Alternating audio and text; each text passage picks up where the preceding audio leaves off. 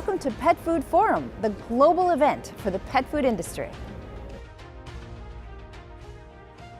You're watching Pet Food Forum TV, your source for all the news, tips, and fun things happening at the show. I'll be your host, keeping you up to date on everything Pet Food Forum related right here on this channel. Stay tuned for interviews with industry experts, features from the show floor, and of course, the daily highlights. Pet Food Forum, where pet food professionals from all around the globe gather to learn the latest research and innovative information on pet food nutrition, global market growth, processing, packaging, and so much more. We're coming to you from Kansas City, Missouri, the heart of the animal health corridor.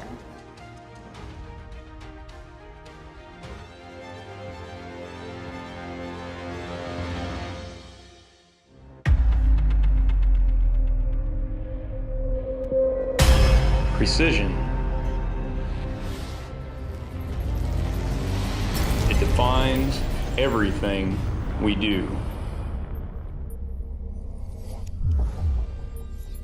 From engineering concept to manufactured equipment.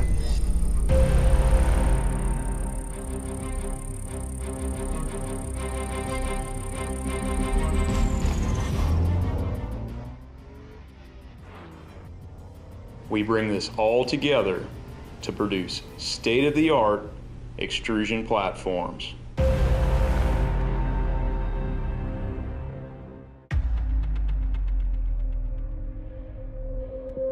Precision, made in the US of A.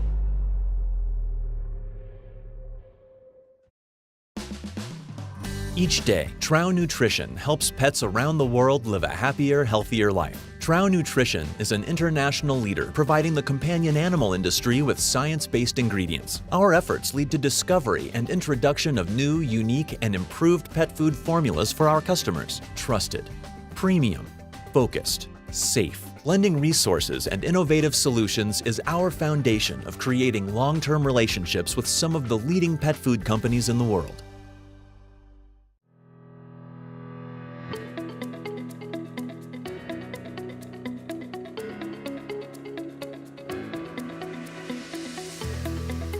Pet Food Forum provides the ideal opportunity for pet food professionals from around the world to network, exchange ideas, and do business with one another with the industry's leading pet food manufacturers and suppliers.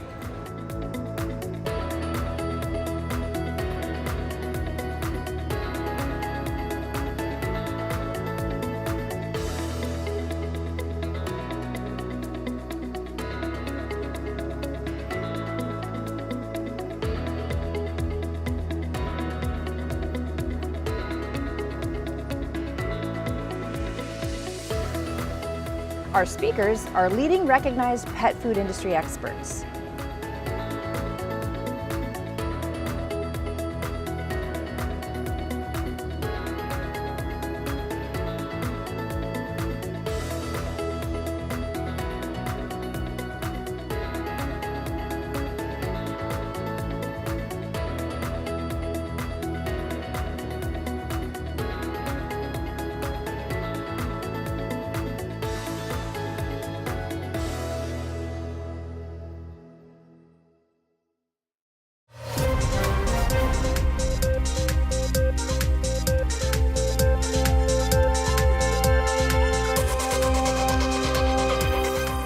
Today's an exciting day, so here are a few of the upcoming events you don't want to miss.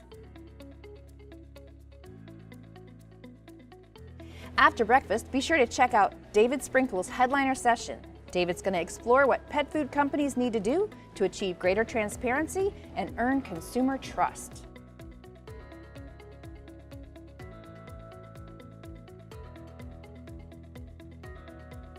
Afternoon panel discussions take place starting at 1 p.m.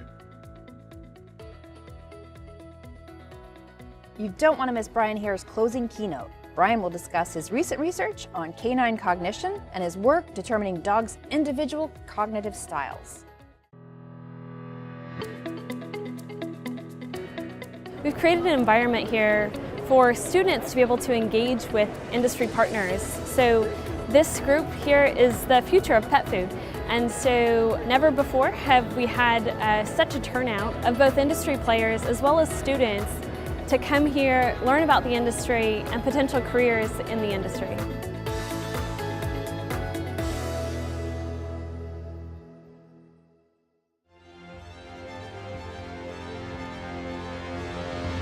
Hello and welcome back to Pet Food Forum TV. I'm your host, Kristen Levine, and I'm sitting here with Lorene Urbina, Vice President of Communications for Tetra Pak. Thank you for joining us, Lorene. Thank you so much for having me. It's great to be here. Excellent.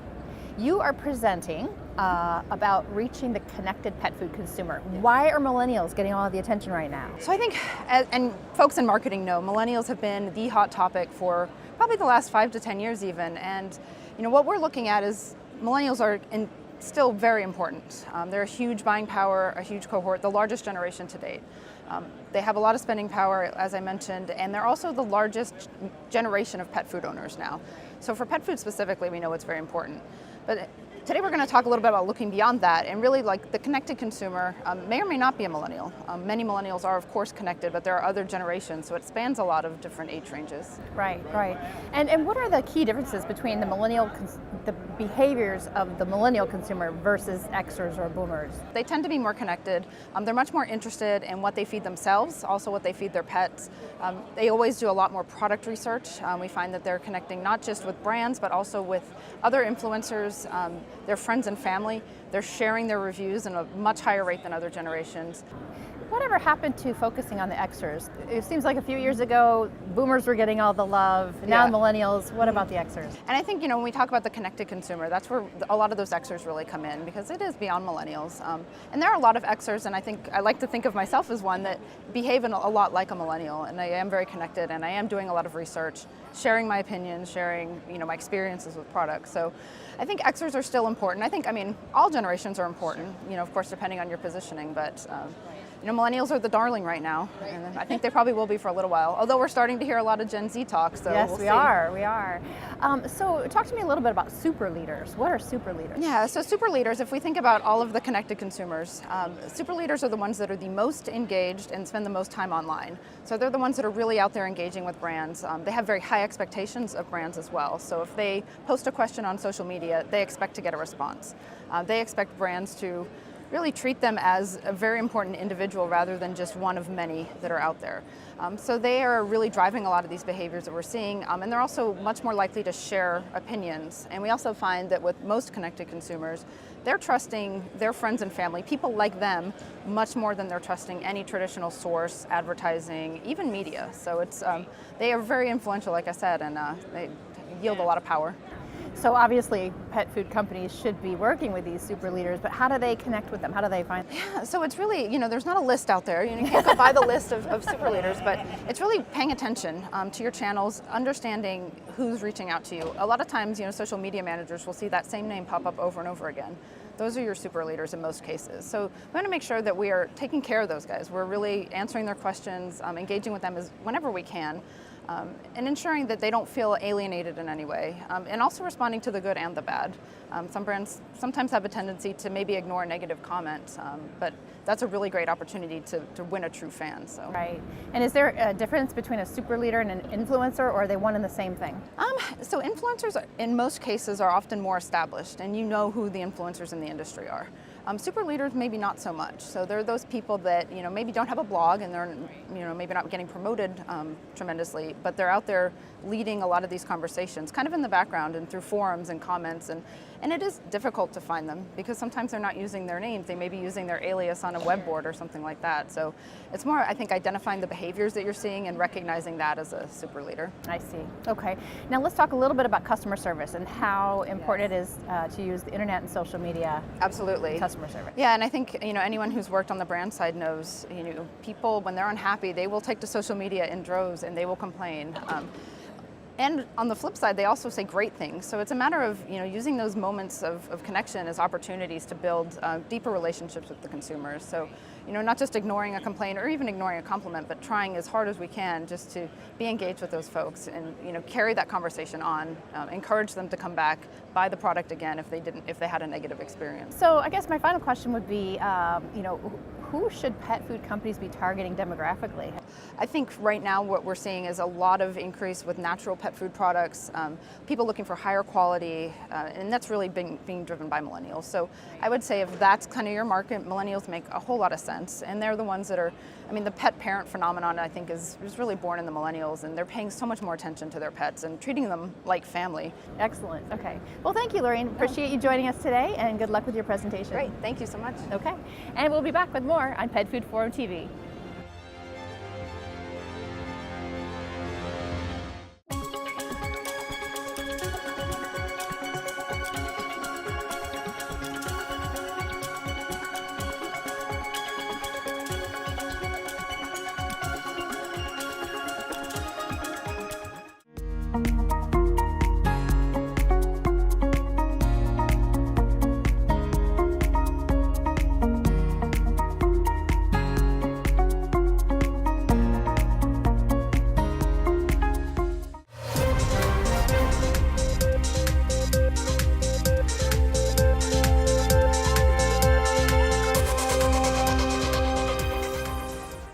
You're watching Pet Food Forum TV, your source for all the news, tips, and fun things happening at the show.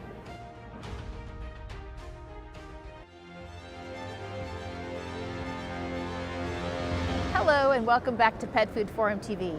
I'm joined by Christopher Figge now, Senior Technical Sales and Service Manager at AFB International. And you say you go by Chris, is that Yes. right? Welcome, Chris. Thanks for joining us. Thank you for having me. So why is your study on kibble diameter and its effects so important? I think it's important because most people think, whether urban legend, urban myth, that small dogs prefer small kibble. And based on the data that we had in the research, that's not the case. And I actually have to give credit to my wife's little dog, a little miniature dachshund, who prompted a lot of the research. What's her name? Ella. Ella, okay, thank you, Ella. Yeah, and she, I fed her on accident one time a large breed kibble to a small dog, and she loved it. Really? So that started. And that's the impetus. That was the impetus for the Yes, study. that started the whole scientific experiment. My next question was why study kibble diameter and palatability? Is that why, or surely there's deeper reasoning behind that? So it's a great question, and a lot of the big companies, it's intellectual property for them, so they don't share that type of information. It's good information to share to the industry. AFB, we don't make dog food, we make palatability enhancers for the cat and the dog food, but we have the equipment and the resources to give that data and present that data, so the small pet food guys that maybe don't have a large research and development group, that's data that they can take and use right away. It's not expensive by simply modifying some equipment. It's really an easy switch as a possible way to make that next palatability jump. So what were some of your findings, and were any of the findings surprising to you? Very surprising. So we did find that the small dogs actually preferred the large kibble. Even the little small dogs, and of course the big dogs liked it too. But not only did we find just the kibble size, we also found there's an important other component called starch gelatinization, or cook, that may actually be also an important factor along with the kibble size, the diameter of the kibble. Huh, interesting. So that was surprising to you? Very surprising. When we started our initial discussions, we have a hypothesis, and my original hypothesis was that the small size kibble would be preferred by all three dog sizes. I was completely wrong. Interesting. All three dog sizes preferred the larger kibble. Absolutely, without a doubt. So within the 95% confidence interval. So is the size of the kibble as important as the ingredients? The ingredients are also important, but now in this case, we kept all the ingredients the same, so that the only variable was the size of the dog and the size of the kibble. So in that case, the ingredients were not a variable. Everything was made with the same ingredients. And so to what extent is the size of the kibble important for palatability as opposed to what you're using for palatability? Well, so we did see that the size of the kibble is important in palatability. Now, ingredients are also very important in palatability as it relates to the stability of the fats, the oils, the type of palatability enhancer that's used. Palatability is such a huge topic. We're just diving into little bits and pieces at a time. Or big bits and pieces in this case. Or big bits and pieces at a time. Right. So how do you hope the industry receives your findings, and what do you expect will come of this? I hope that the folks that don't have the large research and development groups will take this, run with it themselves. There is a hill to climb with the marketing folks, because the pet owners have been conditioned to think, well, small dog, it's got to be small kibble. So there's some work on the marketing side, but from the product development, research and development side, this gives them a foundation, a baseline for them to start and take it to the next level and hopefully improve their dog or cat food. So, and beyond this, what trends have you noticed in pet food that might drive future research and development studies like yours? Clean label ingredients, seeing how the clean label ingredients affect palatability. Non-GMO, not necessarily an impact on palatability, but non-GMO is extremely important. And then some of the other aspects that we're looking at is the behavior, measuring palatability in different ways. In the old days, it was always 2 bowls. Now there's different ways to measure palatability, because at the end of the day, when you buy a bag of food for your cat or dog, you want your cat or dog to enjoy that food. That's what you as the owner want to provide to that animal. And we're looking at other ways to see how can we measure true animal enjoyment so that you feel happy that you're feeding your cat or your dog something that they like and enjoy. Well, thank you so much for sharing the findings of your study with the whole industry and here with us today. Thank you very much for having me. All right, enjoy the rest of the show. Thank you. All right, and we will be back with more right here on Pet Food Forum TV. Today's an exciting day, so here are a few of the upcoming events you don't want to miss. After breakfast, be sure to check out David Sprinkle's headliner session. David's going to explore what pet food companies need to do to achieve greater transparency and earn consumer trust.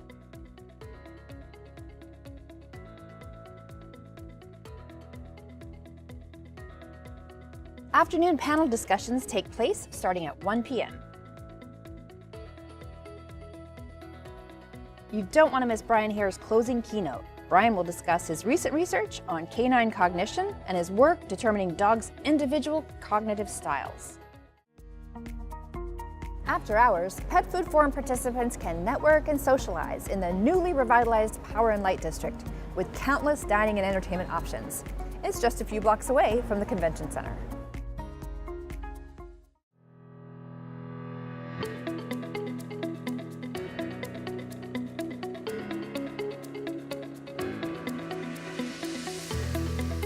Pet Food Forum provides the ideal opportunity for pet food professionals from around the world to network, exchange ideas, and do business with one another with the industry's leading pet food manufacturers and suppliers.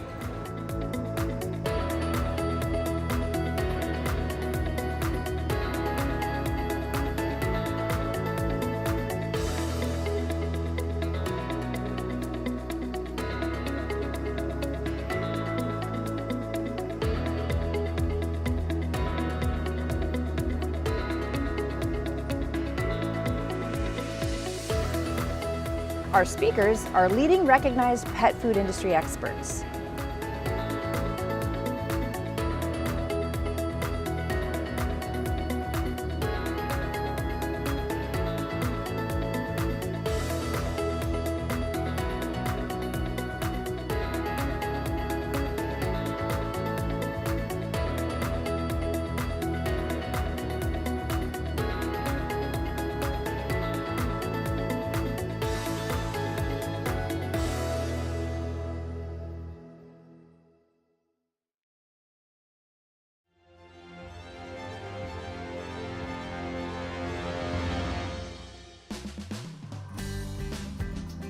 Each day, Trow Nutrition helps pets around the world live a happier, healthier life. Trow Nutrition is an international leader providing the companion animal industry with science-based ingredients. Our efforts lead to discovery and introduction of new, unique, and improved pet food formulas for our customers. Trusted, premium, focused, safe.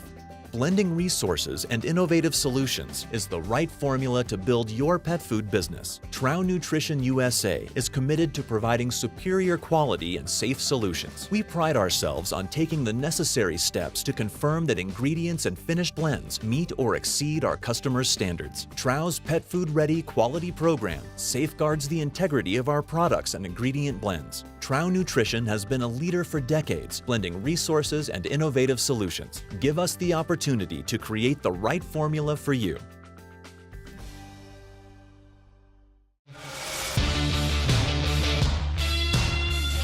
What does it take to be a leader in producing top premium pet food brands? What does it take to be the production leader of e-commerce pet food brands? What does it take to be the production leader in producing specialty pet food? Look no further than Extra Tech's wide variety of single screw processing solutions.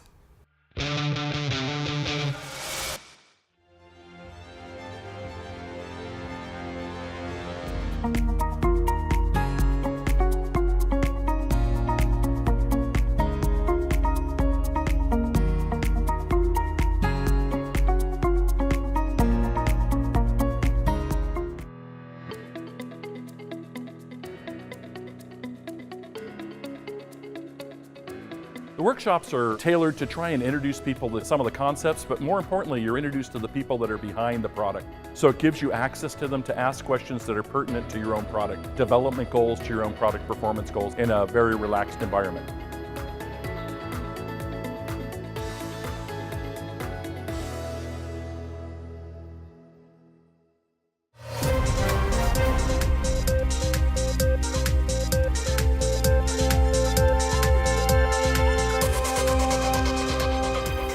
Welcome to Pet Food Forum, the global event for the pet food industry.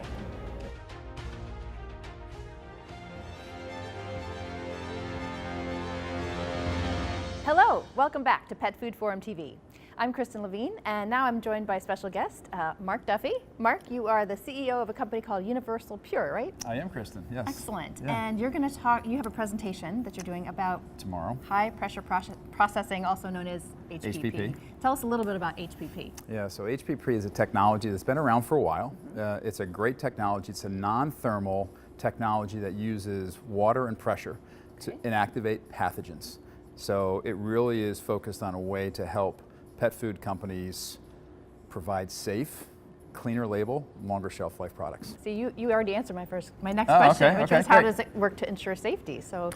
Yeah, it's a really interesting technology. When you think about it, it's just literally water and pressure. But pressure, we're talking about intense pressure, so 87,000 PSI. Right. So that type of pressure has a really positive impact on inactivating various pathogens to really look at a 5 log reduction, which helps from a food safety perspective for pets. And that probably leads into having a cleaner label, correct? Yes, the beauty about high pressure processing is because the technology, it allows manufacturers to formulate products without preservatives or chemicals. So as the humanization of pet food continues to gain momentum, more and more pet owners are so conscious of what's in the ingredients, right? So now they can use HPP, the manufacturers can use HPP to reduce the amount of preservatives or chemicals. Right, sounds like a tremendous growth opportunity for HPP. Yeah, it's a great technology that has been growing. It's been around for a while, but it is absolutely growing. And in the pet industry, we're seeing a lot of growth as companies look at bringing new products under the raw format or utilizing raw product and then freeze drying it and putting it in kibble. So we're seeing a lot of momentum within the pet food industry with HPP. Back to the clean label. Yes. Give me a description of exactly what clean label means. You're probably better off asking a lot of consumers because today there's no real standard of identity when it comes to clean. When people think of clean label, they think of two things in my opinion. One is how many lines on the ingredient deck, right? So the fewer the better, right? That usually implies cleaner.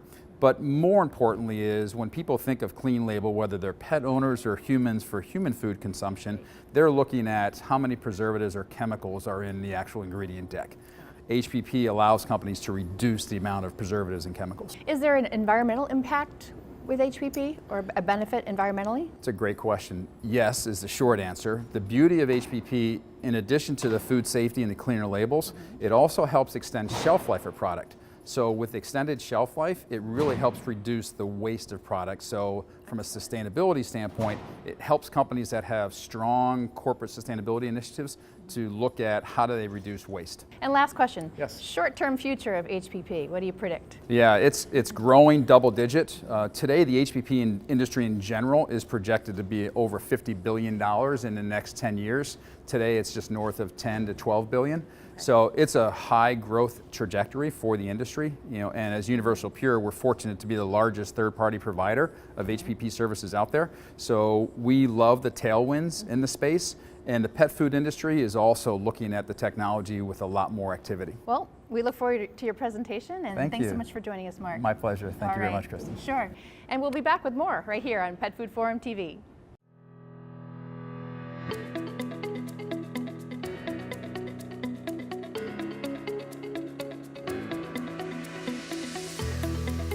Pet Food Forum provides the ideal opportunity for pet food professionals from around the world to network, exchange ideas, and do business with one another with the industry's leading pet food manufacturers and suppliers.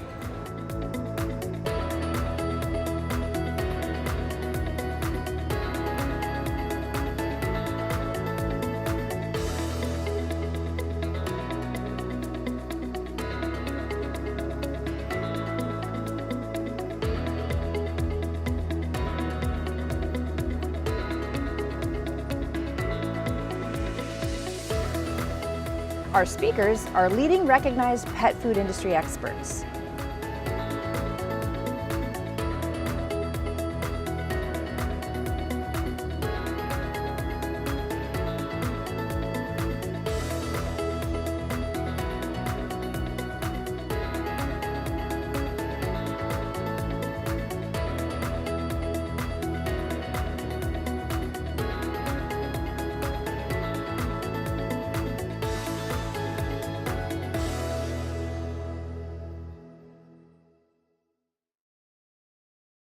Today's an exciting day, so here are a few of the upcoming events you don't want to miss. After breakfast, be sure to check out David Sprinkle's headliner session. David's going to explore what pet food companies need to do to achieve greater transparency and earn consumer trust.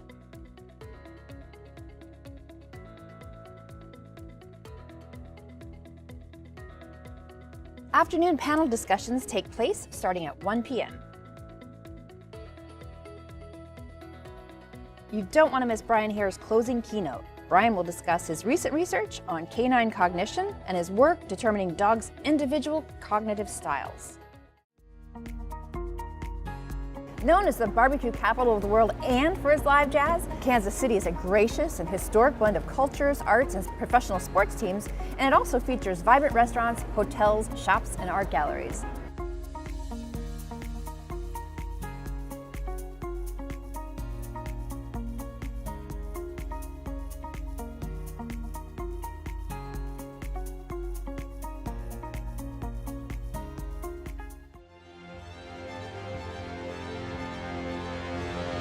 Hello and welcome back to Pet Food Forum TV. I'm your host, Kristen Levine, and I'm joined now by Dr. Gary Davenport. He is the Companion Animal Technical Manager at ADM Animal Nutrition.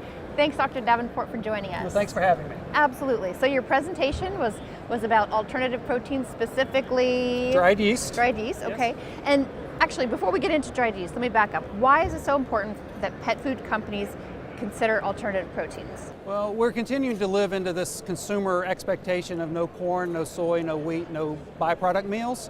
And so pet food manufacturers are needing alternative protein sources to replace those proteins and sources that have been widely used over the years. So they just need alternative ones to consider. Okay, excellent. So what exactly is dried yeast and how does it supply protein in pet food? So dried yeast comes from our ethanol biofermentation process, and it's the biomass that results from that, and it's just yeast bodies, and they've been inactivated, they're killed, so they're not active yeast or anything, and so from that they are high in protein, roughly 50% protein, low fat, low ash, and we're positioning them as an alternative protein source for pet food formulations.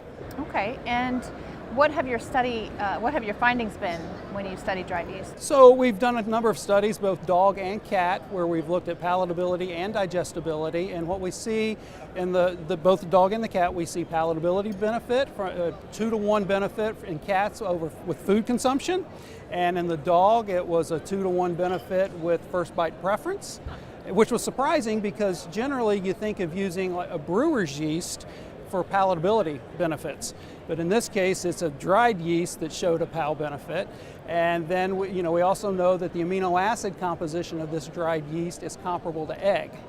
And egg protein is the gold standard from a protein quality perspective. So we have a product here that, from an amino acid perspective and a protein quality perspective, that matches the gold standard. And anything surprise you about the findings? The palatability benefit. Besides that, the palatability benefit. We also, in testing with cats, we saw where urine pH and the ability of the cat to concentrate their urine, which is important metabolically for the cat, was improved with the yeast, the diet containing yeast. And I should say these diets contained 10% yeast, which is relatively high, but at the same time in our testing we wanted to ensure we had a level that was going to push the dog and the cat, that if there were going to be problems, we wanted to see it. And it was just the opposite effect, that the diets fed well, the cats and dogs both responded well. From a digestibility perspective, they were equal to the control diets. So it all just turned out extremely well from a feeding perspective. So is dried yeast more cost effective as an alternative protein? It is, especially depending on what you're trying to replace. So if you're looking at egg protein, which is a popular, widely used ingredient, it's much more cost effective.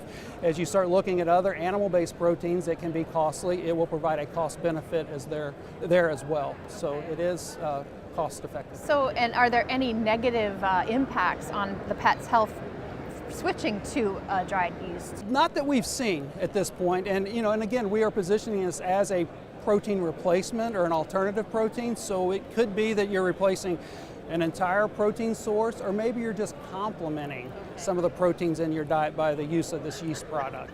So, but yes, we have not seen any negative repercussions on animal health. Well, Dr. Davenport, thank you so much for sharing your findings with the industry here and also with us here today on Pet Food Forum TV. All right, thank you, and I appreciate being here. Absolutely. All right, and we'll be back with more on Pet Food Forum TV.